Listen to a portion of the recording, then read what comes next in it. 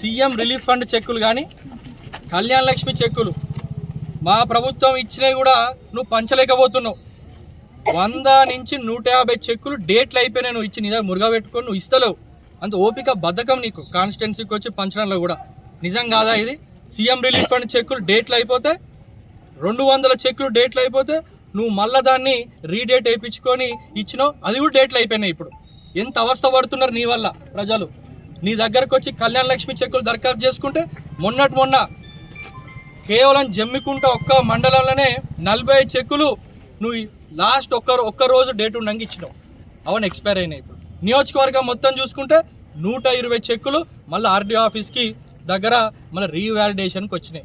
అంటే ఎందుకు ఇస్తలేవు? ప్రజలందరూ ఒకసారి గమనించాలి. అతను పని చేయడు.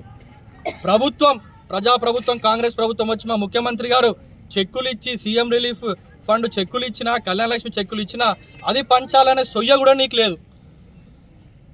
ఇవన్నీ నువ్వు దృష్టి పెట్టుకొని నువ్వు ఫస్ట్ అవి పనులు చక్కగా చేయి. అప్పుడు పెద్ద పెద్ద మాటలు మాట్లాడు. నువ్వు ఒక గ్రౌండ్ నువ్వు వార్డు మెంబర్కి ఎక్కువ, ఎమ్మెల్యేకి తక్కువ. నువ్వు గుర్తుపెట్టుకో కౌశిక్ రెడ్డి, అర్థమైందా? అంటే నువ్వు పెద్ద మాటలు మాట్లాడకు. ఇక్కడికి వచ్చి అభివృద్ధి పదాల మరి రా మాట్లాడు. పుట్టానే నువ్వు పెద్ద మాటలు మాట్లాడే చిల్లర మాట్లాడి ఊరుకునేది లేదు. ముఖ్యంగా మా ముఖ్యమంత్రి గారి గురించి మాట్లాడితే ఇక్కడ తిరగనీయం నిన్ను. తెలుసు మన కమలాపూర్లో ఏమైందో నీకు తెలుసు. ప్రతి మండలానికి అలా జరుగుతుంది. ముందే చెప్తున్నాను, ఖబర్దారని తెలియజేస్తుంది.